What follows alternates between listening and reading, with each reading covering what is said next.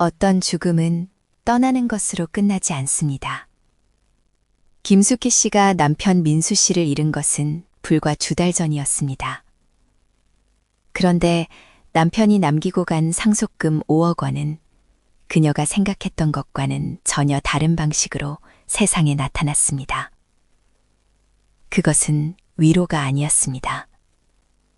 그것은 30년 결혼 생활 안에 조용히 숨어 있던 비밀들의 총합이었고, 가족이라는 이름으로 묶여 있던 사람들을 하나씩 떼어놓기 시작하는 열쇠였습니다. 돈은 때로 사람보다 정직합니다. 살아있는 동안 말하지 못했던 것들을 죽고 나서야 모두 드러내기 때문입니다. 오늘 그 이야기를 시작합니다. 상속금이 입금된 지 꼭 열흘째 되는 아침이었습니다. 김숙희 씨는 그 돈을 단 한 번도 써보지 못했습니다. 통장을 열어보는 것조차 두려웠기 때문입니다. 30년을 살아오면서 그녀의 이름 앞에 이렇게 큰 숫자가 붙어본 적이 단 한 번도 없었습니다. 남편이 벌어왔고 남편이 관리했고 그녀는 그저 살림을 꾸렸을 뿐이었습니다.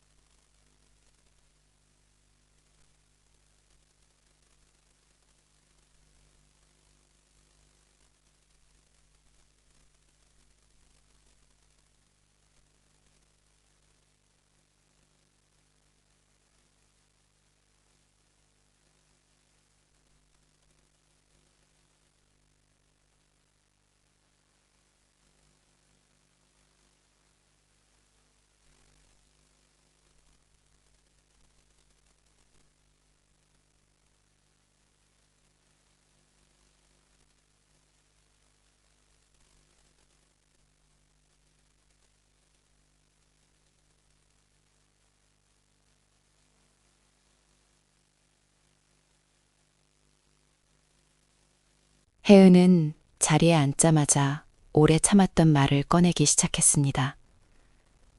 아버지가 14년 동안 매달 300만 원씩 자신에게 몰래 보내왔다는 것이었습니다. 어머니 수키 씨에게는 철저히 비밀로 한 채였습니다.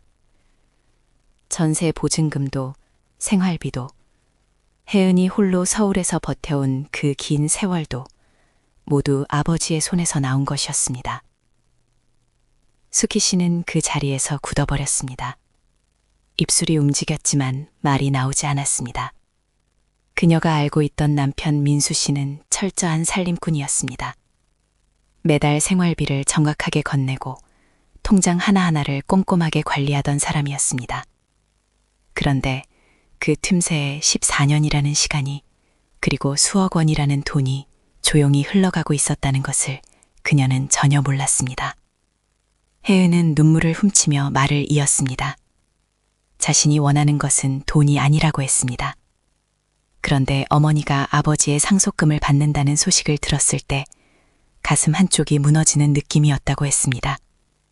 그 돈 안에는 아버지가 자신을 위해 아끼고 아꼈던 시간이 녹아있다고 느꼈기 때문이었습니다. 수키 씨는 딸의 손을 잡으려 조용히 손을 내밀었습니다. 그런데 혜은은 아주 작은 동작으로 손을 거두었습니다. 거부가 아니었습니다. 다만 아직 그 손을 잡을 준비가 되어 있지 않은 것이었습니다. 그 작은 움직임 하나가 수키 씨의 가슴에 못처럼 박혔습니다. 카페를 나온 뒤 수키 씨는 바로 집으로 돌아가지 않았습니다. 그냥 걸었습니다. 어디로 가야 할지도 몰랐고 어디로 가고 싶은지도 몰랐습니다. 발이 이끄는 대로 골목을 걸었습니다. 머릿속에서는 수십 가지 질문이 쏟아지고 있었습니다. 왜 숨겼는지, 언제부터였는지, 다른 자녀들은 알고 있었는지, 자신만 몰랐던 것인지. 그러나 무엇보다 가장 깊이 박혀 있는 질문은 따로 있었습니다. 남편이 30년을 함께 산 자신보다 왜 막내딸에게 더 많은 것을 주었는가 하는 것이었습니다. 그것이 서운함인지 배신감인지 수키 씨 자신도 정확히 알 수 없었습니다. 다만 가슴 한복판에 돌덩이가 얹힌 것처럼 숨이 답답했습니다. 벤치에 앉아 하늘을 올려다보았습니다. 바람이 차가웠습니다. 남편이 살아있었다면 이 질문을 직접 물어볼 수 있었을 것입니다. 그런데 이제 그 사람은 없었습니다. 대답을 들을 수 없는 질문만이 남아 있었습니다. 수키 씨는 눈을 감았습니다. 눈물이 날 것 같았지만 나오지 않았습니다. 이미 눈물마저 방법을 잃은 것 같았습니다. 그 시각 수키 씨의 큰아들 준호는 누나 지연과 마주하고 있었습니다. 혜은이 어머니에게 한 이야기는 이미 형제들 사이에도 번져 있었습니다. 아버지가 막내에게 14년 동안 비밀 송금을 해왔다는 사실을 준호와 지연도 알게 된 것이었습니다. 준호는 분노를 숨기지 않았습니다. 자신은 아버지에게 손을 벌려본 적이 없었습니다. 사업이 흔들렸을 때도 아이가 아팠을 때도 스스로 버텨왔다고 생각했습니다. 그런데 아버지는 그 오랜 시간 동안 막내 딸에게만 조용히 손을 건네고 있었다는 것이었습니다. 지연은 다른 감정을 품고 있었습니다. 그녀는 준호처럼 화가 난 것이 아니었습니다. 다만 깊이 허탈했습니다. 자신이 아버지와 가장 많은 시간을 보냈다고 생각해왔는데 정작 아버지의 속마음에는 자신이 없었던 것이 아닌가 하는 생각이 들었기 때문이었습니다. 두 사람의 대화는 점점 어머니의 상속금으로 향했습니다. 준호는 그 돈이 어떻게 쓰여야 하는지 이야기하기 시작했습니다. 지연은 아무 말도 하지 않았지만 표정은 굳어가고 있었습니다. 두 사람 사이에 빈 소파 하나가 그 자리에 없는 혜은의 자리처럼 느껴졌습니다. 가족이 모일수록 멀어지고 있었습니다. 밤이 깊어진 뒤에야 수키 씨는 집으로 돌아왔습니다. 불을 켜지 않았습니다. 스탠드 불빛 하나만 켜두고 식탁에 앉았습니다. 앞에는 낮에도 보았던 3개의 편지 봉투가 그대로 놓여 있었습니다. 그녀는 그 중 하나를 집어들었습니다. 막내딸 하은에게 쓴 편지였습니다. 며칠 전 써두었던 그 편지를 천천히 펼쳤습니다. 읽다가 멈추었습니다. 그리고 조용히 내려놓았습니다. 그 편지는 더 이상 맞지 않는 편지였습니다. 오늘 낮에 혜은을 만나기 전에 쓴 것이었기 때문이었습니다. 수키 씨는 새 편지지를 꺼냈습니다. 펜을 들었습니다. 손이 가늘게 떨렸습니다. 무슨 말부터 써야 할지 한참을 생각했습니다. 미안하다고 해야 하는지, 아니면 놀랐다고 해야 하는지, 그것도 아니면 그냥 사랑한다고 해야 하는지. 결국 그녀가 첫 줄에 쓴 것은 이것이었습니다. 엄마는 몰랐다. 그리고 그것이 가장 솔직한 말이었습니다. 자녀들이 원하는 것이 돈이 아니라는 것을 이제 수키 씨는 알고 있었습니다. 그들이 원하는 것은 아버지의 마음속에서 자신이 얼마나 소중했는지를 확인하고 싶은 것이었습니다. 그런데 그 확인을 해줄 수 있는 사람은 이미 세상에 없었습니다. 남겨진 사람들이 해결해야 하는 숙제였습니다. 다음 날 아침, 수키 씨는 변호사로부터 연락을 받았습니다. 상속 절차를 마무리하는 과정에서 남편 민수 씨가 따로 남겨둔 것이 발견되었다는 내용이었습니다. 공증된 유언장 외에 변호사에게 별도로 맡겨두었던 작은 봉투 하나였습니다. 수키 씨가 변호사 사무실에 도착했을 때 테이블 위에는 낡은 흰 봉투 하나가 놓여 있었습니다. 남편의 손글씨로 겉면에 아내의 이름이 적혀 있었습니다. 변호사는 남편이 이 봉투를 3년 전부터 맡겨두었다고 설명했습니다. 자신이 세상을 떠난 뒤 아내에게 전달해달라고 부탁한 것이었습니다. 3년 전이라면 남편이 건강에 이상을 느끼기 시작했던 바로 그 무렵이었습니다. 수키 씨는 봉투를 손에 쥐었습니다. 열지 못했습니다. 남편의 손때가 묻어 있을 것 같아서 한참 동안 그냥 바라보았습니다. 그 봉투 안에 무엇이 들어있는지 아직 아무도 알지 못했습니다. 그러나 수키 씨는 직감했습니다. 그 안에는 자신이 알고 싶었던 것들이, 그리고 알고 싶지 않았던 것들이 함께 들어있을 것이라는 것을. 우리는 때때로 죽음보다 그 이후를 더 두려워합니다. 왜냐하면 죽음은 한순간이지만 그 이후는 평생이기 때문입니다. 남편이 남긴 5억 원은 단순한 돈이 아니었습니다. 그것은 가족이라는 이름으로 살아온 30년 세월이 어떤 것이었는지를 다시 정의하는 거대한 질문이었습니다. 수키 씨는 이제 그 봉투를 열어야 합니다. 그 안에 담긴 남편의 말을 들어야 합니다. 그리고 그것이 자신의 인생을 어떻게 바꿀지, 자녀들 사이의 균열을 어떻게 메울지 아직 아무도 알 수 없습니다. 가족의 균열은 어떻게 시작되는 것일까요? 그것은 비밀에서 시작됩니다. 그리고 비밀은 죽음과 함께 폭발합니다. 다음 이야기에서 우리는 그 폭발의 현장에 서게 될 것입니다.